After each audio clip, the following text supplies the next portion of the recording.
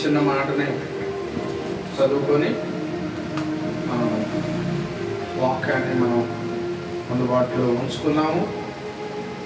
మీరందరూ కూడా దేవుని సన్నిధానంలో దేవుని మాటను అర్థం చేసుకుంటూ ముందుకు వెళ్ళాలని ప్రభు పేరిట నేను మీకు తెలియపరుస్తూ ఉన్నాను. కాబట్టి అందరూ శ్రద్ధగా దేవుని మాట నేను మీతో పంచుకోవాలని నేను కోరుకుంటున్నాను. హల్లెలూయా. బైబిల్ గ్రంథంలో మరి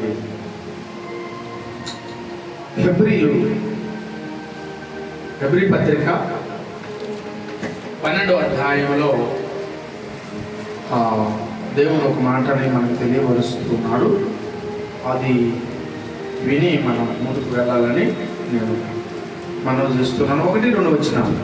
12:1-2 సాక్షి సమూహము, ఇంత గొప్ప సాక్షి సమూహము మేఘము వలె మనలను ఆవరించి ఉన్నందున, మేఘము వలె మనమందరినీ ఆవరించి ఉన్నందువలన మనము కూడా ప్రతి భారమును సులువుగా సిక్కులు పెట్టు పాపములను విడిచిపెట్టి విశ్వాసమునకు కర్తయగు దానిని కొనసాగించు వాడినైనా యేసుక్రీస్తు ప్రభువారి వైపు చూచుచు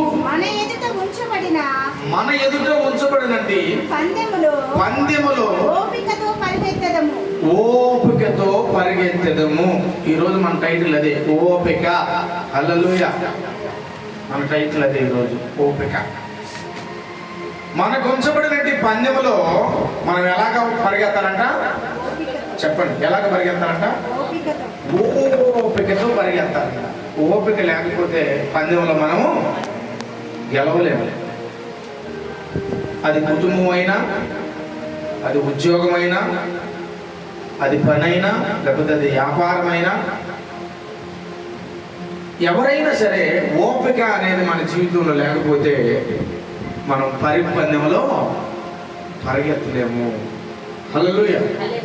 మనం పరిగెత్తాలి అంటే ఎవరి వైపు చూసి పరిగెత్తాలి అంటే ఓపికతో ఆ దేవాది దేవుని వైపు చూస్తూ ఓపికతో మనం పరిగెత్తాలి.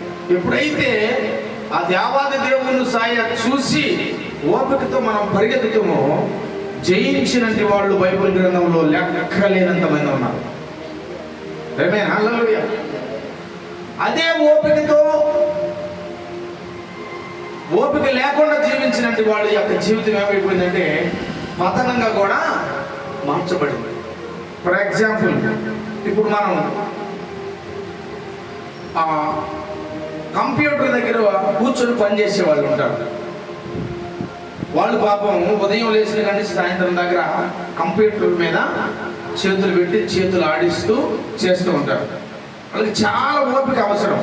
ఎందుకంటే కూర్చొని బ్యాక్ పెయిన్ వస్తుంది. చూసి ఆ లైటింగ్ ఫోక్స్ కళ్ళు ఏమైపోతాయి చెప్పండి? కళ్ళు ఏమవుతాయి? గుంజుతాయి. చాలా మందికి కళ్ళు గుడ్లన్నీ నిప్పులు పడతాయి చూసి.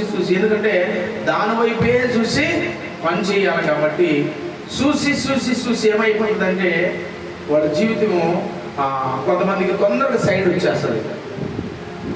ఓపికతో వాళ్ళు కూర్చుంటేనే వాళ్ళు ఉద్యోగానికి వాళ్ళు న్యాయము చేసిన వారు. ఓపిక లేకపోతే చేస్తారా? చేయలేరు. అంతేకాదు, ఇప్పుడు మనం బస్సు ఎక్కిపోయినప్పుడు డ్రైవర్కి ఏముండాలి? చెప్పండి. ఓపిక ఉండాలి. వాడు కాస్త కన్ను మూసాడు అనుకో, అందులో ఉన్న బస్సులో ఉన్నట్టు వాళ్ళు అందరూ ఏమైపోయినారు? చూస్తూ ఉన్నాం కదా మనం అప్పుడప్పుడు బస్సు అక్కడ ఆ లోయలో తిరగబడిపోయింది, ఈ లోయలో తిరగబడిపోయింది, అందులో ఎంతమంది కాళ్ళు తిరిగినాయి, ఎంతమంది చేతులు తిరిగినాయి, ఎంతమంది చచ్చిపోయారు అని మనకి తెలియపోతుంది. కారణం ఏంటంటే అతడు చేసుకున్నట్టు నిర్లక్ష్యం వల్ల, ఓపిక లేనందువల్ల కదా. అయితే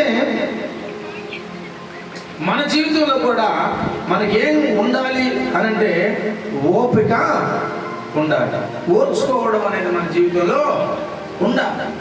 భార్యకైనా ఓపిక ఉండాలి, భర్తకైనా ఓపిక ఉండాలి. నువ్వు ఎక్కడికన్నా ఉద్యోగానికి వెళ్ళినావు అనుకో, నువ్వు పెత్తనం చేయడం కుదరదు. అక్కడ కూడా నీకేముండాలి?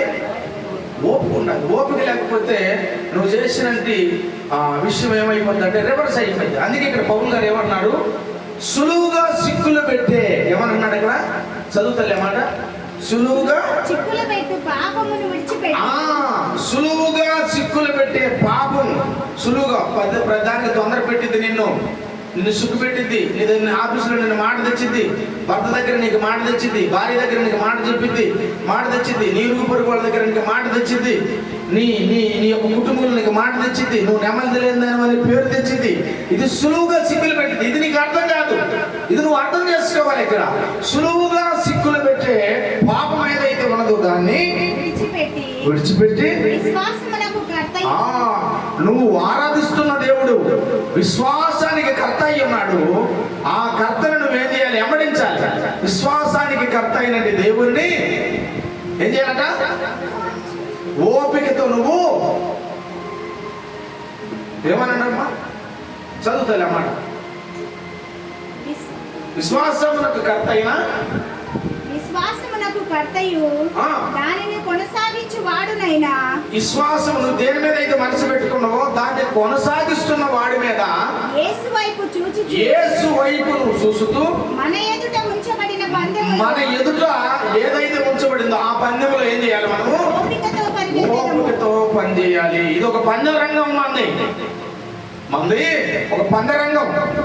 ఈ పందెరంగంలో మనం ఎలాగ పరిగెత్తాలి అంటే ఓపికతో పరిగెత్తాలి. అడ్డదోవలు దొక్కకూడదు, అడ్డదోవలు దొక్కి మనము గెలవకూడదు, అడ్డదోవలు దొక్కి మనం సంపాదించకూడదు, అడ్డదోవలు దొక్కి మనము ఇంకేమేమో చేస్తుంటాం. అడ్డదోవల వల్ల వచ్చేది ఏంటంటే శాపం వస్తుంది. ఆ అడ్డదోవల వల్ల వచ్చే విషయం ఏమిటంటే నీకు మాట తెస్తుంది. ఆ అడ్డదోవల వల్ల వచ్చేది నిన్ను పోలీస్ స్టేషన్ తీసుకుని వెళ్తుంది. ఆ అడ్డదోవల వల్ల కలిగే సులువుగా పెట్టే ఆ సిక్కు నిన్ను ఊరుకొమ్మ వరకు కూడా ఎక్కిస్తుంది.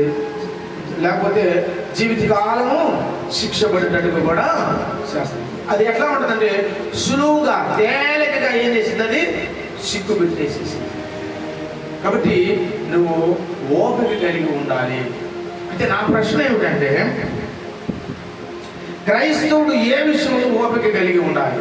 ఒక క్రైస్తవుడు ఏ విషయంలో వాడు ఓపిక కలిగి ఉండాలి? క్రైస్తవుడైనా, క్రైస్తవురాలైనా, భార్య అయినా, భర్త అయినా, క్రైస్తవ కుటుంబం అయితే ఏ విషయంలో ఓపిక కలిగి ఉండాలి అనేది నా ప్రశ్న. ఆ ఒక్క మాట చెప్పి నేను వీలైనంత వరకు తొందరగా ముగిస్తాను. హల్లెలూయా. ఎక్కువ చెప్పను. లూకా సువార్త 8వ అధ్యాయం. బైబిల్ గ్రంథం ఉన్నట్టు వాళ్ళందరూ తీయాలి. లూకా సువార్త 8వ అధ్యాయం 15వ వచనాన్ని ఒకసారి చదువుతుంది. లూకా సువార్త 8వ అధ్యాయము 15వ వచనం చదువుతుంది. మంచి నేల నుండి విత్తనములను పోలిన వారు ఎవరనగా యోగ్యమైన మంచి మనసుతో వాక్యమును విని దానిని అవలంబించుకొని అండర్లైన్ చేసుకోవాలి మీరు. ఓపికతో ఫలించువారు. హల్లెలూయా. ఎలాంటి ఓపిక అంట? మంచి మనసుతో. ఎలాంటి ఓపిక అంట? మంచి మనసుతో. ఏం కావాలి? ఏం కలిగి ఉండాలి? ఓపికతో ఫలించాలి. దేవుడు ఆదాముకు ఏం చెప్పాడు? నువ్వు భూమి మీద ఈ పనులన్నీ చేసుకో, ఓపికతో ఉండి భూమి మీద నీ ఫలాన్ని నింపు అని అన్నాడు. అంతే కదా దేవుడు చెప్పింది. కానీ ఓపిక లేని పని ఏం చేశాడు ఆదాము? ఓపిక లేని పని ఏం చేశాడు? తినొద్దన్నదాన్ని ఏం చేశాడు? ఆయన తిన్నాడు. తిన్నందువల్ల ఓపికతో ఫలించాడు ఆదాము? నో, ఫలించలేదు. కారణం ఏమిటి? అందులో అతనికి ఓపిక తక్కువైంది పోయింది కాబట్టి దేవుడు వేసినట్టు ఆ వనములో, దేవుడు వేసినట్టు ఆ తోటలో నుంచి అతను ఏమైపోయాడు? దూరం అయిపోయాడు, వెలివేయబడ్డాడు. కారణం ఏమిటంటే ఇతడు ఓపిక లేని పని చేశాడు. కానీ నీ కుటుంబానికి నీకు ఏముండాలి అయ్యా? నీ కుటుంబాన్ని కట్టుకునే దానికి నీకు ఏముండాలి అయ్యా అంటే నీకు ఓపిక ఉండాలి. నీ భర్తను కట్టుకునేదానికి నీకు ఓపిక ఉండాలి. నీ భార్యను కట్టుకునేదానికి నీకు ఓపిక ఉండాలి. నీ పిల్లలను కట్టుకునేదానికి నీకు ఓపిక ఉండాలి.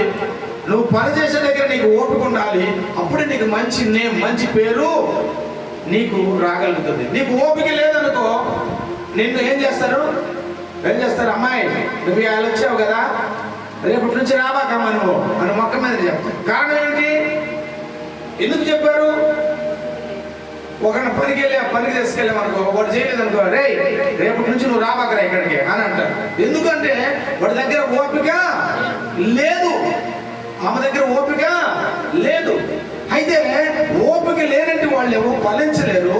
ఓపిక ఉన్నంటి వాళ్ళట 30 దంతులుగాను 60 దంతులుగాను 100 దంతులుగాను పరుగు పందెంలో వాళ్ళు గెలిచిన తర్వాత ఏం చేస్తారంటే ఓపికగా వాళ్ళు గెలుస్తారంట, కాపాడబడతారంట. హల్లెలూయా, హల్లెలూయా. చూడండి, ఇస్సాకు ఎలాంటి వాడు? ఇస్సాకు ఇత్తనం వేశాడు. క్రమక్రమంగా ఆయన ఏమయ్యాడు చెప్పాలి? వర్ధిల్లాడు. ఎలాగ వర్ధిల్లాడు ఆయన? ఒకేసారి వేసి ఒకేసారి ఆయన వర్ధిల్లలేదు. కానీ క్రమము తల్లికి బిడ్డను కనేదానికి ఒక క్రమం ఉంది. 6 నెలలు 3 నెలలు బిడ్డను కనగలదట తల్లి. నువ్వు కనలేదు. కారణం ఏమిటంటే ఆమె ఒక సమయాన్ని దేవుడు ఇచ్చాడు. ఆ సమయంలోనే ఆ బిడ్డని తల్లి మనమని ఈ భూమి మీదకి పంపించగలదు. అంటే అప్పటి వరకు ఈ తల్లి ఏం చేయాలి? ఓపిక కలిగి ఉండాలి. నేను ఎక్కడ ఈ బిడ్డను మొయ్యగలను అని 2 నెలలకు 3 నెలలకి ఏమన్నా కనగలదా? 8 నెలలకు అట్లా కనగలదా? కొంతమంది 7 నెలలకు కంటారు. అదొక లెక్క. దాని గురించి నేను ప్రశ్నించట్లేదు. కానీ సమయ ప్రకారంగా ఆ తల్లి ఆ బిడ్డని భూమి మీదకి పంపిస్తుంది. కారణం ఏంటంటే దానికి ఒక క్రమము ఉన్నది. అలాగే ఇస్సాకు కూడా తన యొక్క పంటను తీసుకుని వెళ్ళి పొలంలో వేసి దినదినము ఆయన క్రమముగా ఆయన వెతికి వర్ధిల్లినట్లుగా చూస్తున్నాం. అంటే ఆయన వర్ధిల్లటానికి గల కారణం ఏంటంటే ఓపికతో ఎదురు చూశాడు కనుక ఆ ఓపికను బట్టి ఇస్సాకు ఏమైపోయాడు? వర్ధిల్లాడు. లేకపోతే వర్ధిల్లలేడు. కారణం ఏమిటి అంటే ఆయన ఓపిక కలిగి ఉన్నాడు ఇస్సాకు. కాబట్టి ఆయన వర్ధిల్లాడు. మనం కూడా మన జీవితాలలో కూడా మనకున్న పరిస్థితులు, కష్టాలు, కన్నీళ్లు, ఇరుకులు, ఇబ్బందులు, నష్టాలు అన్ని కూడగట్టుకొని అన్ని కూడబలుకొని నీ మీదకి వస్తాయి కొన్ని సందర్భాలు.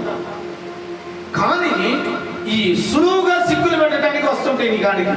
అయితే నువ్వేం చేస్తున్నావు? ఈ పరుగు పందెంలో ఓపికతో ఎదురు చూడాలి. ఒక రోజు నాకు రాబోతుంది. హల్లెలూయా. ఒక రోజు నాకు రాబోతుంది. ఒక రోజు నా దేవుడు నన్ను గెలిపించబోతున్నాడు. ఆ రోజు ఆ నవ్వు, ఆ రోజు సంతోషించి ఆ సంతోషము అవతల ఉండవు. కొంతమంది అంటారు, చూడు ఎందుకన్నా కాస్త ఓపిక పట్టుకుంటే మంచిది కదా, ఎందుకు అంత తొందరపడతావు నువ్వు? ఎందుకు? ఓపిక పట్టలేక కాలు చెయ్యి ఎరగొట్టించుకోవడం, ఓపిక పట్టలేక దూరము అయిపోవడం, ఓపిక పట్టలేక మనిషిని అపార్థం చేసుకునే పరిస్థితుల మధ్యలో నలుగురిపోతుంటారు. చూడండి, యేసుక్రీస్తు ప్రభు వారు ఒక ఉపమానం ఏం చెప్పాడంటే, ఒకడు ద్రాక్ష తోట వేసాడు. ఆ ద్రాక్ష తోటలో ఒక అంజూరపు చెట్టు ఉన్నదట. ఏమున్నదట? ద్రాక్ష తోటలో అంజూరపు చెట్టు ఉంది. అయితే అక్కడ ఆ యజమానుడు ఏమన్నాడంటే, ఇది ఇన్ని రోజుల నుంచి ద్రాక్ష తోటలో ఉన్నది, దీనివల్ల మనకి ఏ ఉపయోగం లేదు, దీన్ని నరికివేయని చెప్పేసి యజమానుడు తోటమాలితో చెప్పాడు. కానీ తోటమాలి ఏమన్నాడు తెలుసా? అయ్యా, దీన్ని ఈ సంవత్సరమైనా మనము చూద్దాం.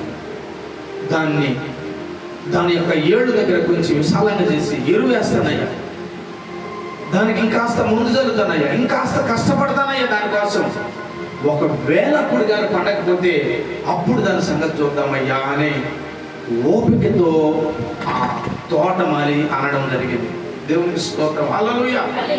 కాబట్టి మనం కూడా ఏం చేయాలి అంటే ఓపికతో ఎదురు చూడాలి. నీ జాబు విషయమైనా, నీ చదువు విషయమైనా, నీ పిల్లల విషయమైనా, భర్త విషయమైనా, పని విషయమైనా, నీ వ్యాపార రంగమైనా, ఎవ్రీథింగ్ ఏదైనా సరే నీ దేవుని కొరకు నువ్వు ఎదురు చూడాలి. అప్పుడే నీ దేవుడు నీ ఓపికను బట్టి ఏం చేస్తాడంటే దాన్ని ఆశీర్వదించడం మొదలు పెడతాడు. హల్లెలూయా. దాన్ని ఏం చేస్తాడు ఆయన? ఆశీర్వదించడం మొదలు పెడతాడు, లేకపోతే ఆశీర్వదించడు. చూడండి, యేసేపు విషయంలో మనం ఒకసారి చూస్తే, ఒకసారి చదువును, మీకు వాక్యాన్ని మీకు అందిస్తాను. ఆదికాండము 49వ అధ్యాయము. ఆదికాండము 49వ అధ్యాయం. ఆదికాండము 49వ అధ్యాయం 49, 22 చదువుతుంది. యేసేపు ఫలించేటి కొమ్మ, ఊట యొక్క ఫలించేటి కొమ్మ, దాని రెమ్మలు గోడ మీదకి ఎక్కి వ్యాపించినాయి అంట. చాలు తల్లి. యేసేపు ఎలాంటి వాడంట? ఫలించేటి కొమ్మ. అది కొమ్మ ఎక్కడ ఉన్నది? ఊట వద్ద ఉన్నది. ఆయన బ్యాక్గ్రౌండ్ ఒకసారి మనం ఆలోచిస్తే, తన తండ్రి అయినట్టు యాకోబు ఎలాంటి వాడు? మోసగాడు, అవునా కాదు? తన తండ్రి మోసగాడు. తన తల్లి ఎలాంటిది? రేషర్ల. ఎలాంటిది అమ్మా? రాహేల్. ఎలాంటిదమ్మా? ఆమె ఒక దొంగ. తెలుసా మీకు? వాళ్ళ తండ్రి గారి దగ్గర నుంచి, వాళ్ళ తండ్రి ఇంటి దగ్గర నుంచి తీసుకున్నటువంటి విగ్రహాలు తీసుకుని వచ్చి దాసి పెట్టుకొని, నేను అటువంటి పని చేయలేదని వాళ్ళ నాన్నకి అబద్ధం చెప్తారు. ఆమె ఎలాంటిది? దొంగ. యేసేపు తండ్రి మోసగాడు, యేసేపు తల్లి దొంగ. తన యొక్క అన్నదమ్ముళ్ళు వాళ్ళు ఎలాంటి వాళ్ళు అంటే, సిమియోను, లేవీలు. వీళ్ళు ఎలాంటి వాళ్ళు అంటే, వీళ్ళు నరహంతకులు. చూడండి, వీళ్ళు ఎటువంటి వారు? వీళ్ళు ఎటువంటి వారండి? నరహంతకులు. అయితే తండ్రి మోసగాడు, తల్లి దొంగ, అన్నదమ్ముళ్ళు నరహంతకులు. అయితే ఈయన ఎవరి మధ్యలో బ్రతుకుతున్నాడు? మోసగాడి మధ్యలో బ్రతుకుతున్నాడు. ఈయన ఎవరి మధ్యలో బ్రతుకుతున్నాడు? దొంగ మధ్యలో బ్రతికింది. ఈయన ఎవరి మధ్యలో బ్రతికాడు? నరహంతకుల మధ్యలో బ్రతికాడు. బట్ ఇంతమంది మధ్యలో ఆయన బ్రతికినప్పటికీ తన లక్ష్యం ఒకటే, నేను నీటి ఓట దగ్గర బ్రతకాలి. హల్లెలూయా. ఆ లక్షణాన్ని ఈయన అంటించుకోలేదు. చూడండి, కానీ ఇప్పుడు నువ్వు సమాజంలో తిరుగుతున్నావు. సమాజంలో నువ్వు మోసగాళ్ళ దగ్గర, దొంగల దగ్గర, అనేక మంది మాటగాళ్ళ దగ్గర, పోటగాళ్ళ దగ్గర నువ్వు నడుస్తున్నావు. నీ బ్రతుకు. ఒకసారి భార్యాభర్తలు ఇద్దరు తనకు ఒక కుమారుడు ఉన్నాడు. నెక్స్ట్ వాళ్ళ అమ్మ కూడా ఉన్నది. అంటే అతని అమ్మ కూడా ఉన్నది. ఇతను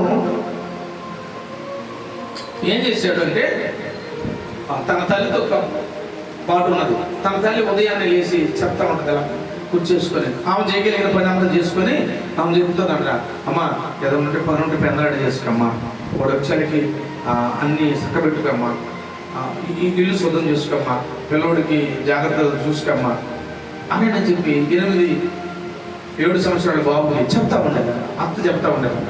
అయితే అత్త చెబుతున్నట్టు మాట ఈమెకి ఓపిక లేక అత్త మీద కోపం అవుతుంది. అత్త చెబుతుంది చెడ్డ మాట కాదండి, అత్త చెబుతుంది మంచి మాటే. ఏమో చెబుతుంది, అమ్మా లేచినప్పటి ఇల్లు చిమ్ముకమ్మా, లేచినప్పటి ఇల్లు చక్క పెట్టుకమ్మా, ఆ తర్వాత నువ్వు శుద్ధంగా ఉన్నామ్మా, వాడు వచ్చారని పిల్లడికి టయానికి అంత వండి పెట్టమ్మా, నువ్వు టయానికి అంత తినమ్మా, టయానికి నాకు అంత పెట్టమ్మా, టయానికి వాడికి వండి పెట్టి పంపించమ్మా అని చెబుతున్న ఈ మాట కోడలకి చాలా ఇసుకలు కలిగించింది. భర్త కొన్ని సంవత్సరాలు గడిచిన తర్వాత భర్త రాగానే భర్త మీద వాదన పెట్టుకుని, లేదు మీ అమ్మ ఉన్న కాడ నేను ఉన్నాను, మీ అమ్మ కావాలో నేను కావాలో తెలుసుకో అని చెప్పగానే బిడ్డని, తల్లిని వదిలిపెట్టుకోలేనండి కుమారుడు ఆ గల్లీ కాకుండా ఏరే గల్లీలో ఇల్లు తీసుకున్నాడంట. తల్లిని ఇంట్లోనే పెట్టాడంట. రోజు పోగొట్టేటప్పుడు తల్లి దగ్గరికి వస్తాడంట, సందకాడికి భార్య దగ్గరికి వస్తున్నాడంట. ఇలాగ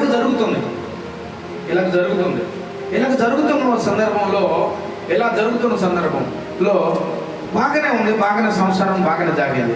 అయితే ఆ ఇంటికి వెళ్ళిన తర్వాత ఇంట్లో అత్త చెబుతా ఉండేది ఏమని, ఇల్లు చక్క పెట్టుకమ్మా, నువ్వు శుద్ధంగా ఉండమ్మా, పిల్లోడికి టయానికి వండి పెట్టి పంపించమ్మా, వాడికి పిల్లోడికి నువ్వు కూడా అంత ముద్ద పెట్టమ్మా, నువ్వు తినమ్మా, నాకు కాస్త పెట్టమ్మా, నీట్గా ఉండమ్మా అని చెప్పే మాట అక్కడ లేదా. ఇంకేం పని ఉన్నాయి? ఇంకేం పని లేదు. ఎవరు అడిగేవాళ్ళు ఉన్నారు? ఎవరు అడిగేవాళ్ళు లేరు. ఎవరితో మాట్లాడేవాళ్ళు ఎవరు లేరు. బట్ ఏం చేసిన పని ఏంటంటే, ఇప్పుడు వచ్చింది కదా మన కాలంలో, ఈ కాలంలో ఒక చెడిపోయింది వచ్చింది. ఏంటిది? ఇది ఫోన్. దీనివల్ల ఏమేమి జరిగింది? ఫేస్బుక్ ఉంది, రెండవది వాట్సాప్ ఉంది, మరి ఇప్పుడు ఇంకొకటి ఏదో ఉంది, ఇన్స్టాగ్రామా, ఇదొకటి వచ్చింది. వచ్చిన తర్వాత ఇది దీని మీద ఫోకస్ పెట్టింది. అమ్మయ్యా, మా అత్తపోడు నాకు వదిలిపోయిందని దీని మీద ఫోకస్ పెట్టింది. దీని మీద ఫోకస్ పెట్టిన తర్వాత కొన్ని రోజులు రన్నింగ్ కాగానే ఆ అమ్మాయి 10th క్లాస్ 10వ తరగతి చదివేటప్పుడు క్లాస్మేట్ అనే ఒక అమ్మాయి పరిచయం అయింది. ఎట్లా పరిచయమైంది కొన్ని రోజుల తర్వాత ఆ అమ్మాయి అన్నది, ఏమే నీ యొక్క నెంబర్ కూడా గ్రూప్లో పెడతాను, మన 10th క్లాస్ చదివినట్టు వాళ్ళందరూ ఉన్నారే, ఆ అక్క ఉంది, ఈ అక్క ఉంది, ఈ చెల్లి ఉంది, ఆ అన్న ఉన్నాడు, ఈ తమ్ముడు ఉన్నాడని చెప్పేసి ఈమె ఈ గ్రూప్లో యాడ్ చేసుకుంది. ఈ గ్రూప్లో యాడ్ చేసుకున్న తర్వాత 10వ తరగతిలో ప్రేమించినట్టే లవర్ పరిచయం అయ్యాడంటే చూడండి ఎంత దూరం పోయిందా. 10వ తరగతి చదివినప్పుడు ప్రేమించుకున్న ఒక వ్యక్తి పరిచయం. అతను తాగిందా? నువ్వు ఆగల, రోజు మెసేజ్, రోజు ఫొటోస్, ఇవన్నీ. అప్పుడు నీకెంతమంది పిల్లలు అని ఇద్దరు అడుక్కుంటే నాకు ఒక బాబు అని చెప్పిందంట. మీకెంతమంది పిల్లలు అంటే పడేసిన డైలాగ్ ఏందో తెలుసా? నీ మీద మమకారాన్ని నేను చంపుకోలేక నేను పెళ్లి చేసుకోలేదు ఎవరికి అని చెప్పాను. చూడండి, ఈ ఓపికలేని ఏం చేసింది? ఈ దబిడి దిబిడి, కొంతమంది ఉంటే ఈ దబిడి దిబిడి అర్థం కావు కదా, అబ్బా అని చెప్పేసి ఇక అన్ని మొదలు పెట్టేసింది. భర్త పట్టించుకోవట్లేదు, బిడ్డకి సరిగ్గా అన్నం వండి పెట్టలేదు. ఇక ఫోకస్ ఎందుకు? 10వ తరగతి కానీ నా కోసమే మనసును పెట్టుకొని ఉన్నాడు అని చెప్పేసి ఒక ఆలోచన పెట్టుకొని ఒక రోజు ఇద్దరు మాట్లాడుకొని, మరి ఎట్లా నాకు పిల్లలు కలగలేదు ఇంకా నాకు ఒక బాబు ఉన్నాడు, మరి ఈయన నడు చేయాలి, ఈయన వదిలిపెట్టి నేను రాను అంటే, అదేంటి అట్లా అంటావు? వాడు మన బాబే, వాడేమో అన్నట్టుగా అన్నాడు. వాడు మన బాబు తీసుకొని రా వాడిని కూడా అన్నాడు. మంచి భర్తని, మంచి అత్తని పోగొట్టుకొని వెళ్ళిపోయి వాడి దగ్గర కొన్ని రోజులు అలాగే ఉంటే వాడు జాబు హైదరాబాద్ నుంచి బెంగళూరుకి ఎంచుకున్నాడు. అక్కడ ఉన్నాడు, బెంగళూరులో ఉన్నాడు. ఆ తర్వాత భర్తకు తెలిసి నా భార్య వెళ్ళిపోయింది, ఈడు ఒక అమాయకుడు, అత్తవాళ్ళ ఇంటికాడ ఎదిగిండు, తల్లిగారి ఇంటికాడ ఎదిగిండు, యాడ ఎదిగినా దొరకలేదు. అందరు కలిసి పోలీస్ స్టేషన్లో కంప్లైంట్ ఇచ్చారు. కంప్లైంట్ ఇస్తే ఆమె ఎక్కడ తేలింది? బెంగళూరులో తేలింది మనిషి. అక్కడ ఉంది. ఆడికి పోయి పరీక్షించి చూస్తే వాడి ఫోటోలు, ఈ అమ్మాయి దిగిన ఫోటోలు వాళ్ళకి ఉన్నాయి. ఇదేంది అని అంటే, మేమిద్దరం పెళ్లి చేసుకున్నాం, ఈయన అవసరం లేదని చెప్తున్నాక. వాడేం చేశాడు? వీళ్ళొత్తన సంగతి వాడికి ఏం తెలిసిందో తెలియదు కానీ అంతకుముందు వారం ముందే ఛత్తీస్గఢ్కి ట్రాన్స్ఫర్ చేసుకున్నాడంట వాడు ఉద్యోగాన్ని. అక్కడికి పంపించుకున్నాడంట. అప్పుడప్పుడు ఇచ్చిపోతాడంట, 2 రోజులు 3 రోజులు అట్లా పూర్తిగా రావడం అనుకున్నాడంట. విషయం ఏందని కనిపెట్టి తెలిస్తే ఆల్రెడీ వాడికి ఇద్దరు భార్యలంట. ఒకదానికి విడాకులు ఇచ్చిందంట, రెండో దాన్ని చేసుకుంటా, దానికి కూడా విడాకులు ఇచ్చిందంట, మూడోది ఈ అమ్మాయి. చూడండి, మూడోది ఈ అమ్మాయి. జరిగిన పరిస్థితి మొత్తం కేసు పెట్టి ఎదుగులాడి చూస్తే జరిగిన పరిస్థితి ఏంటంటే చివరికి ఈ అమ్మాయి యొక్క జీవితము నష్టం. ఇప్పుడు పోలీసుడు దగ్గరికి వెళ్ళి నా భర్త నాకు కావాలి అని అంటే, నాకు ఉందయ్యామా నా బిడ్డను నాకు ఇచ్చేయమని నేను దాక్కుంటానని బిడ్డను తీసుకుని వెళ్ళాడు. ఆ అమ్మాయిని అక్కడ వదిలిపెట్టేశాడు. చూడు, ఓపిక లేని పని. నష్టపోయింది ఎవరండి? ఎవరు నష్టపోయాడు? వాడు ఏమో నష్టపోయాడా? వాడు మళ్ళీ పెళ్లి చూసుకుంటే హ్యాపీగా ఉన్నాడు తన భర్త. కానీ ఇటు భర్తకి కాకుండా అటు ప్రియుడికి కాకుండా వ్యర్థమైపోయింది ఎవరు? ఆ తర్వాత ఏమైపోయిందో తెలియదు. ఈరోజు కుటుంబాలను నష్టపోవడానికి గల కారణం ఏమిటంటే, ఓపికతో ఆలోచించే ఆలోచన చాలా మంది జీవితాలలో కలుగుతూ ఉంది. అందుకే యేషోబు ఇవన్నిటిని చూశాడు. తండ్రి మోసగాడని చూశాడు, తల్లి దొంగని చూసింది, అన్నదమ్ములు నరహంతుకులను చూశాడు. కానీ వాళ్ళలాగా నేను ఉండకూడదు అని ఆలోచించి అతడు దేవుని యొక్క విచారణ చేయడం మొదలు పెడితే అతడు ఎలాగ ఫలించాడంట? చదువు మాట. ఏమని ఎట్లా ఫలించాడంట ఆయన? యోట యొక్క ఫలించే కొమ్మ. మాట చదువుతుంది ఒకసారి. యోసేపు ఫలించడి కొమ్మ. యేసేపు ఫలించేటి కొమ్మ. ఊట యొద్ద ఫలించడి కొమ్మ. ఊట యొక్క ఫలించేటి కొమ్మ. కొమ్మ. ఆ కొమ్మ ఎక్కడికి వెళ్ళిందట? గోడ మీదకి ఎక్కి వ్యాపించింది. హల్లెలూయా. విస్తరించింది. విస్తరించడానికి కారణం ఏమిటి అంటే, ఈ కొమ్మ ఎక్కడుంది? ఓట యొద్ద ఉంది. ఆ ఓటే నువ్వు నేను ఆరాధిస్తున్న మన ప్రభు. చెప్పడగుడి ప్రభు. మనము ఓటు దగ్గర ఓపికతో ఉన్నాడు ఆయన, ఓపికతో నిలబడ్డాడు ఆయన, ఓపికతో జీవించాడు ఆయన, ఓపికతో బ్రతికాడు ఆయన. కాబట్టి అతని యొక్క జీవితాన్ని దేవుడు ఏం చేశాడంటే అంచెలంచెలుగా మార్చి వేసేశాడు. అంచెలంచెలుగా దీవెనకరంగా మార్చాడు. అంచెలంచెలుగా దేవుని యొక్క కార్యక్రమాలకు నడిపించాడు. ఎక్కడో బానిసగా అయిపోయినట్టు ఆయన ఒకప్పుడు అంచెలంచెలుగా ఎదగటం మొదలుపెట్టాడు. కారణం ఏమిటంటే, ఆయన వీరందరి మధ్యలో ఓపికతో ఉన్నాడు. ఈరోజు ఆ ఓపిక నీకు నాకున్న ఒక క్రైస్తవుగా నా ప్రశ్న నేను చెప్పాను. నా ప్రశ్న ఏమిటి అంటే, ఒక క్రైస్తవుడు ఏ విషయంలో ఫలిస్తాడు అంటే ఓపిక విషయంలో. చూడండి, మనం చదువుకున్నాం కదా మాత లూకా సువార్త 15వ అధ్యాయం 8-15లో ఏమని చదువుకున్నాం? 8-15లో మంచి నేలన పడిన విత్తనము వారు ఎవరనగా యోగ్యమైన మంచి మనసుతో వాక్యాన్ని వింటారు. దాన్ని ఆ వాక్యాన్ని వాళ్ళు ఏం చేసుకుంటారు? వాళ్ళు ఏం చేసుకుంటారు? అవలంబించుకుంటారు. ఓపికతో ఫలిస్తారంట. ఓపికతో ఫలిస్తారంట. ఓపిక లేకపోతే ఫలించరు. ఓపిక లేక కొన్ని కుటుంబాలు శిథిలమైపోయినాయి. ఓపిక లేక కొన్ని కుటుంబాలు పతనమైపోయినాయి. ఓపిక లేక కొన్ని సంసారాలు జీవితాలు బట్టబయలైనాయి.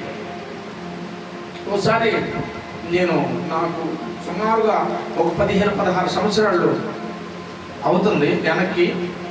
మేము ఒక దగ్గర సువార్తకి వెళ్ళాం. ఒక 5 మంది వెళ్తే వెళ్ళినట్టు వాళ్ళలో ఇద్దరు ఒకవైపు వెళ్ళాము, ముగ్గురు ఒక వైపు వచ్చాము.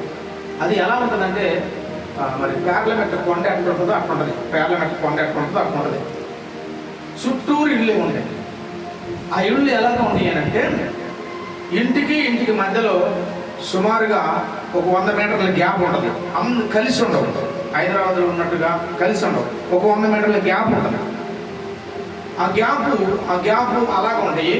వాళ్ళ ఇళ్ళు కట్టుకున్న తర్వాత వాళ్ళకి చుట్టూరు ఏం చేస్తారంటే, మన కంది పొలాలతో దడి కట్టుకుంటాం చూడండి, అలాగా కాంపౌండ్ వాళ్ళు కట్టుకుంటారు. చుట్టూరు కంది పొలాలతో కట్టుకుంటారు వాళ్ళు.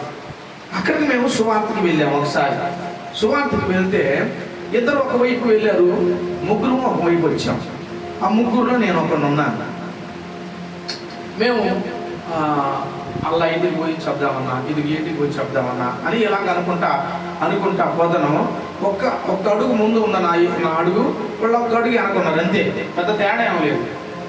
అప్పుడు సుమారుగా ఒక 22-25 సంవత్సరాల మధ్య కలిగినట్టు ఒక యవ్వనం కలిగినట్టు అమ్మాయి పరిగెత్తుకుంటూ నా దగ్గరికి వచ్చేసి, మేము మాట్లాడుతూ ఉన్నాం, మా ఒకరికొకరు మాట్లాడుకున్నాం, మా అటుపోదామా లేకపోతే ఆడిపోయి ఇటు వద్దామా, ఇటుపోయి ఇటు వద్దామా అని అనుకుంటున్న టయానికి ఒక 25 సంవత్సరాలు 22 సంవత్సరాలు కలిగిన అమ్మాయి పరిగెత్తుకుంటూ వచ్చి నన్ను గట్టిగా పట్టుకుంది, వాటేసుకుంది. నువ్వు నన్ను పెళ్లి చేసుకుంటే నిన్ను వదిలిపెడతా, నువ్వు నన్ను పెళ్లి చేసుకుంటే నిన్ను వదిలిపెడతాను 3 సార్లు అన్నది. ఈమె ఎప్పుడైతే గట్టిగా పట్టుకుందో నా పక్కన వచ్చినట్టు ఇద్దరు అంతు లేకుండా వెళ్ళిపోయారు. నాకు ఇంకా భయం వేసింది, గుండెల కాడ భయం వేసింది. ఎందుకు ఎవరు ఈ అమ్మాయి అమ్మాయి అమ్మాయి అమ్మాయి అని అంటే, నువ్వు నన్ను పెళ్లి చేసుకుంటానంటే వదిలిపెడతా, నువ్వు నన్ను పెళ్లి చేసుకుంటానంటే వదిలిపెడతా, అమ్మాయి నాకు పెళ్ళి అయిందమ్మా, నాకు పిల్లలు ఉన్నారమ్మా అని గుండెలో దడబడుతుంది. వీళ్ళెవరు సపోర్ట్ చేసేవాళ్ళు లేరు, అంత లేకుండా పోయారు. ఒరే ఈ అన్న మనం కనకొస్తాడరా, వీళ్ళు ఇంకా లాభలేదు తంతాడరా అని చెప్పి సందకాడండి. దాదాపు 7 ఆ మధ్యలో పరిగెత్తుకుంటూ వెళ్ళారు. వాళ్ళు ఏడున్నారో మనకు కానలేదు. ఈ అమ్మాయి మాత్రం నన్ను గట్టిగా పట్టుకొని వదిలిపెడుతుంది. నేను ఏం చేయాలో అర్థం కాల, కాళ్ళు చేతులు వదిలిపోతున్నాయి, వదిలిపెట్టలేదు. మేడంతా పట్టుకుంది, గట్టిగా పట్టుకుంది, అర్థం కాల. 2 చేతులు. ఆ అమ్మాయి ఆడపిల్ల, మగపిల్లడు ఇది గబక్క నెట్టడానికి అదే నాకు ఆనుకొని ఉంది. ఏం చేయాలో అర్థం కాల. చాలా భయం వేసింది ఆ మూమెంట్లో నాకు. ఇక నేను ఆ నెత్తి పట్టుకొని అలాగ ఎనికి నడుతుంటే, నువ్వు నన్ను పెళ్లి చేసుకుంటానంటే వదిలిపెడతాను అని ఇదే మాట అంటాను. వదిలిపెడతావా వదిలిపెడతావా? వదిలిపెడతానా, సరే చేసుకుంటాను అన్నాను. నేను వదిలిపెట్టేసి అలాగే ఆ ఇంట్లోకి వెళ్ళిపోయింది, నా ఎదురున్న ఇంట్లోకి వెళ్ళిపోయింది. కాళ్ళు చేతులు వణుకుతున్నాయి, ఎక్కడ పోవాలా లేదా భయం వేస్తున్నాయి. కొద్దిసేపు ఆడాడని పిలిచిన క్యాకేస్తున్నాయి. వీళ్ళు ఆడిపోయారు, ఇద్దరు ఉన్నారు చూడు, ఇంకొక ఇద్దరు, వాళ్ళ దగ్గరికి పరిగెత్తుకుంటూ వెళ్ళారు. చాలా భయం వేసింది, ఏం చేయాలో అర్థం కాల. ఇక నేను అసలు ఏంది, అసలు విషయం ఏంది అని చెప్పేసి నా గుండెల్లో గుండె లేదు. తంతరేమోనని భయం, కట్టేస్తారేమోనని భయం, లేకపోతే లేనిపోయినట్టు విషయం ఏమైనా జరిగిందేమోనని భయం. అలాగే ఒకటి గుర్తుకొచ్చింది నాకు. ఏంటంటే అప్పుడు ఆ మూమెంట్లో బాగా ఫేమస్గా ఒక సినిమా ఆడుతుంది. ఏ సినిమా? ఇంట్లో ఇల్లాలు వంటింట్లో ప్రియురాలని సినిమా ఆడతాం. లేనిపోయినా ఏమైనా చేస్తారేమో సార్, నాకు భలే భయం వేసింది. ఇంకా అయినప్పటికీ నేను ఏం చేశాను, ధైర్యం చేసి వెళ్ళాను, దగ్గరికి వెళ్ళాను, ఇంటి దగ్గరికి వెళ్ళాను. ఒంటి దగ్గరికి వెళ్తే వాళ్ళ అక్క అనుకుంటా, ఆమె అన్నం వండి గెంజిని తొట్టి దగ్గర ఉండి ఉంచుతూ ఉంది, ఇలాగ ఉంచుతూ ఉంది పక్కకు ఉండి. అంటే ఎవరు అన్నాను దగ్గరికి పోతే, అమ్మ వందనాలమ్మా నేను అన్నా. అంటే ఆ అమ్మాయి కొంచెం ప్రార్థన అనే విషయం తెలుసట్టుకుంది. వందనాలన్నా రండి అని చెప్పి పిలిచింది. కొంచెం ధైర్యం వచ్చింది. ఇంట్లో ఎవరైనా మగవాళ్ళు లేరు అమ్మ అంటే, లేరు నాన్న బయటకు వెళ్ళాడు వస్తాడు అన్న కూర్చుందో రండి అని చెప్పేసి ఇక్కడ ఒక చెక్క స్టూల్ ఉండి వేసింది, కూర్చున్నా. ఇక మంచిది ఇచ్చింది, తాగినాను. ఆ అమ్మాయి నన్ను ఎప్పుడైతే వాడేసుకున్న అమ్మాయి లోపలికి పోయి తిరిగి చూస్తుంది ఆశ. ఇక నేను కొంచెంసేపు మాట్లాడడం జరిగిన అమ్మ మీరే ఉంటారా ఇంకెవరైనా ఉంటారా అంటే, మా చెల్లెలు కూడా ఉంటుంది అన్నయ్య అని చెప్పాను. అంటే నేను అప్పుడు అడిగిన, అమ్మాయి ఏమన్నా ప్రాబ్లమా, అమ్మాయికి ఏమైనా మైండ్ సెట్ ఏమైనా బాగలేదా ఏంది అని నేను అడిగిన. ఎందుకు అన్నయ్య అని అంటే, ఏం లేదు నాకు ఎందుకు అలాగ అనిపించింది అని అన్న. ఈ స్టోరీ చెప్పలే నేను, ముందు చెప్తే ఏం మళ్ళీ నన్ను అపార్థం చేసుకుంటాను. అప్పుడు ఆ అమ్మాయి నాకు స్టోరీ చెప్పింది. ఏమని చెప్పిందంటే, అన్నయ్య ఏం లేదు, ఆ అమ్మాయికి కొంచెం మతి ఏమైపోయింది, చెల్లించింది, మతి లేదు. ఏం జరిగిందమ్మా అంటే, ఏం లేదన్నయ్య మా చెవులు ఒంట్లు పడుతాయి, మా కరెక్ట్లో అవతల వెనక మా నాన్న కొంచెం పరజా చేసేసి ఆరబోస్తూ ఉన్నాడు, బాగా ఎండలో ఆరబోస్తూ ఉన్నాడు. పెరటి యువతల ఇంటి యువతల ఆ అమ్మాయి ఉన్నది. 2 సార్లు క్యాంక్ వేసాడంట మా నాన్న, కొంచెం మంచినీళ్ళు తీసుకురామని. క్యాంక్ వేస్తే ఆయన ఆ అమ్మాయికి వినపడలేదు, రాలేదు ఆ సందర్భంలో.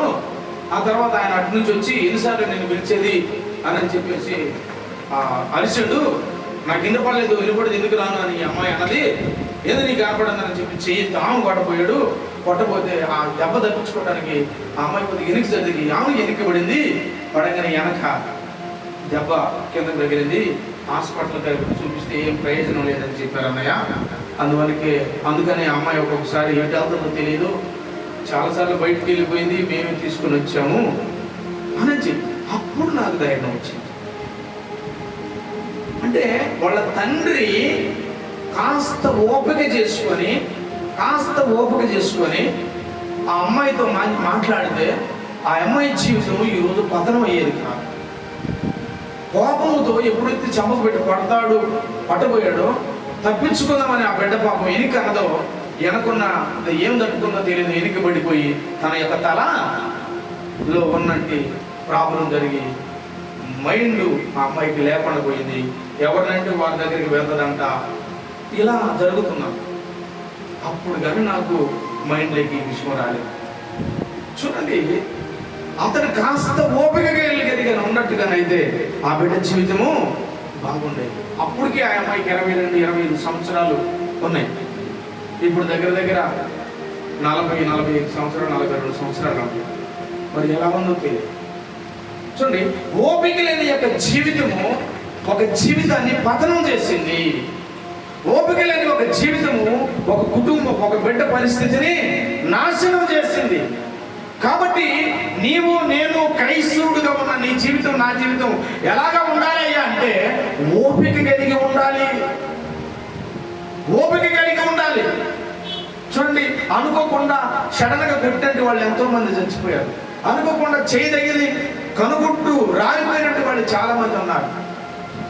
అనుకోకుండా మరి నెడితే పడి చనిపోయినట్టు వాళ్ళు చాలా మంది ఉన్నారు. కారణం ఏంటంటే ఓపిక లేని యొక్క స్థితి.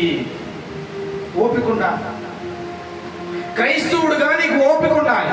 ఒక క్రైస్తవురాలుగా నీకు ఓపిక ఉండాలి. నువ్వు పరుగు పందెంలో వెళుతున్నావు. ఆ పరుగు పందెంలో నువ్వు వెళ్ళాలి అంటే, నువ్వు గెలవాలి అంటే నీకేం కలిగి ఉండాలి? ఓపిక కలిగి ఉండాలి. కాబట్టి తండ్రి మోసగాడైనప్పటికీ, తల్లి దొంగ అయినప్పటికీ, అన్నదమ్ముళ్ళు నరహంతకులు అయినప్పటికీ వాళ్ళ మధ్యలో ఓపికతో ఈయన బ్రతికున్నాడు కనుక ఈయన సింహాసనమును చేపట్టగలిగాడు. హల్లెలూయా, హల్లెలూయా. చిన్నదానికి పెద్దదానికి ఎగరటం, చిన్నదానికి పెద్దదానికి గొడవ పెట్టుకోవడం, చిన్నదానికి పెద్దదానికి అలగటం, చిన్నదానికి పెద్దదానికి నిందించుకోవడం, చిన్నదానికి పెద్దదానికి అసహించుకోవడం, చిన్నదానికి పెద్దదానికి మనస్తత్వాన్ని దూరం చేసుకోవడం. ఇలాగ ఉన్న ప్రతి కుటుంబము ఓపికతో పరిగెత్తలేదు. కానీ ఓపిక లేక కుటుంబాలు ఏమైపోతాయి? పతనం అయిపోతాయి. కాబట్టి యేషోబు ఎలాగా వాళ్ళ అన్నదమ్ముల మధ్యలో, నరహంతకుల మధ్యలో ఉన్నాడు, దొంగ మధ్యలో ఉన్నాడు, మోసగాడి మధ్యలో ఉన్నప్పటికీ అతడు ఎలాగయ్యాడు? ఫలించే కొమ్మగా మార్చబడ్డాడు. ఇంకా ఏమయ్యాడు? ఒకసారి చదువుతుంది. ఇంకా ఏమయ్యాడు? 41 ఆదికాండము, 41 ఆదికాండము, ఆదికాండం 41, 42 వచ్చిన మరియు ఫరో తన చేతిలో ఉన్న తన ఉంగరమును తీసి యోసేపు చేతికి పెట్టి సన్నపు నార బట్టలు అతనికి తొడిగించి అతని మెడకు బంగారు గొలుసు వేసి తన రెండవ రథము మీద అతన్ని ఊరేగించడం మొదలు పెట్టాడంట. దేవుని పెట్టారు. హల్లెలూయా, హల్లెలూయా. ఐగుప్తుకి అమ్మబడ్డాడు, చెరసాలలో వేయబడ్డాడు, అనేక మంది అవమానాలు పొందాడు, అనేకమైన దెబ్బలు తిన్నాడు, ఎన్నో మాటలు, ఎన్నో నిందలు, ఎన్నో అవమానాల మధ్యలో నలిగిపోయినప్పటికీ అతడు ఓపికతో ఎదురు చూస్తే చివరికి ఏమయ్యాడు? ఎవరైతే చెరసాలలో వేయటానికి ప్రేరేపించబడ్డాడో అదే రాజు తన ప్రక్కన ఒక రథాన్ని సిద్ధపరిచాడు. దానికంటే ముందు అతనికి మంచి స్నానం చేయించాడు, విలువ కలిగినట్టు ఉంగరాన్ని పెట్టాడు, విలువ కలిగినట్టు చెప్పులు తొడిగించాడు, సన్నపు నార బట్టని అతనికి తొడిగించాడు, బట్టలు వేయించాడు. ఒక రెండో రథమును సిద్ధపరిచాడు. తన రథము పక్కనే తనను నిలబెట్టాడు. తన రథము మీద తనను కూడా ఊరేగింపుకొని తీసుకుని పోయే స్థితికి అతను వెళ్ళిపోయాడు అని అంటే అతడు చేసుకున్నట్టు గొప్ప ఓర్పు. హల్లెలూయా. అంతేకాదు, తనకి ఇంకా ఏం పెత్తనం ఇచ్చాడు? చదువు తల్లి. ఇంకా కిందికి వస్తే 43-44 పెట్టదు. తన రెండవ రథం మీద అతను ఎక్కించాను. అతను రెండో రథం మీద కూడా ఎక్కించుకొని అప్పుడు వందనము చేయుడని, ఇదిగో మీరందరూ కలిసి ఈయనకు వందనము చేయుడని అతని ముందర జనులు కేకలు వేసిరి. అతని ముందు అతనికి కేకలు వేసిరి. అట్లు ఐగుప్తు దేశం అంతటి మీద అతని నియమించెను. నియమించి ఏం చేశాడు? మరియు ఫరో యేసోబుతో అంటున్నాడు, ఫరోను మాత్రం నేనే, రాజును మాత్రం నేనే. ఓకే, ఎంతవరకే? తర్వాత అయినను నీవు సెలవలేక, నీ మాట సెలవలేక, రాజునైనప్పటికీ నీ మాట సెలవలేక ఐగుప్తు దేశం అంతటా ఏ మనుషుడైనా తన చేతినైనను తన కాలినైనను ఎత్తకూడదని చెప్పాను. మరియు ఫరో యోసేపునకు జన్పత్పానేహు ఏం పేరు?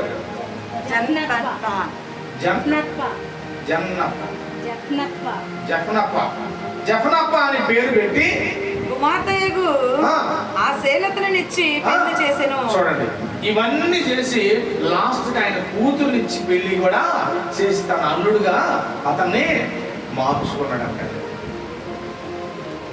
దేవునికి స్తోత్రం, హల్లెలూయా. ఎలా ఉంటే శరశరుల నుంచి బయటపడ్డాడు, ఎలా ఉంటే ఒక అవమానాన్ని తొలగించుకొని బయటికి రాగలిగాడు, ఎలా ఉంటే ఆ యొక్క రాజు అతన్ని పిలిపించి స్నానం చేయించాడు, ఈయన ఎలాగుంటే ఆయన కాళ్ళకి చెప్పులు వేయించాడు, ఈయన ఎలాగుంటే ఆయన చేతికి ఉంగరం తొడిగాడు, ఈయన ఎలాగుంటే ఆయన ఒంటికి సన్నపు నారపు బట్టలు తొడిగించాడు, ఈయన ఎలా ఉంటే రెండో రథాన్ని తయారు చేశాడు, ఈయన ఎలా ఉంటే ఆ రథం మీద ఈయన కూడా ఊరేగించాడు, ఈయన ఎలా ఉంటే ఒక కాలు అయినా కానీ చెయ్యి అయినా కానీ నువ్వు చెప్పకుండా ఈ రాజ్యంలో ఎప్పుడు ఎత్తడానికి లేదు అని ఆయనకు భరోసా ఇచ్చాడో, ఈయన ఎలాగుంటే తన కూతురునే ఇచ్చి తనకు పెళ్లి చేశాడో మీరు ఆలోచించాలి. ఈయన ఎలాగ ఉన్నాడంటే ఓపికతో ఉన్నాడు. కొట్టండి గట్టిగా చప్పట్లు. ఈయన ఎలాగున్నాడు చెప్పండి, ఎలాగున్నాడు ఈయన? ఓపికతో ఉన్నాడు. ఈరోజు నేను ఓపికతో ఉండగలిగినట్టయితే ఈ ఓపిక మన జీవితాన్ని ఆశీర్వాదకరంగా మారుస్తుంది. ఒక క్రైస్తవుడు ఓపిక కలిగి ఉండాలి, ఒక క్రైస్తవురాలు ఓపిక కలిగి ఉండాలి. ఓపిక లేకపోతే నీ జీవితం పతనం అయిపోతుంది. మన బ్రతుకులు ఆశీర్వాదకరంగా మార్చబడాలంటే క్రైస్తవురాలుగా నీ జీవితానికి ఓపిక అనేది చాలా ప్రాముఖ్యము. నీ సంసారాన్ని నడిపించుకోవాలి అన్నా, నీ భర్తను మలుచుకోవాలన్నా, నీ భార్యను మలుచుకోవాలన్నా, నీ బిడ్డలను మలుచుకోవాలన్నా, నీ సమాజంలో ఒక మంచి పేరు కీర్తి నీకు కలగాలి అన్నా, నీకు కావాల్సింది ఏంటంటే ఓపిక. ఈ ఓర్పు నీ జీవితానికి లేకపోతే నీ జీవితం ఏమైపోతుందంటే పత్రంగా మార్చుకోవాలి. కాబట్టి క్రైస్తవుడికి మనకు కావాల్సింది ఏంది? ఓపిక. ఈ ఓపికతో మనం ముందుకు వెళ్ళగలిగితే దైవ ఆశీర్వాదాన్ని పొందుకుంటామని దేవుడు మనకి తెలియపరుస్తున్నాడు. ఈ మాటలు దేవుడు దీవించి ఆశీర్వదించును గాక. ఆమేన్. ఆమేన్. దేవునికి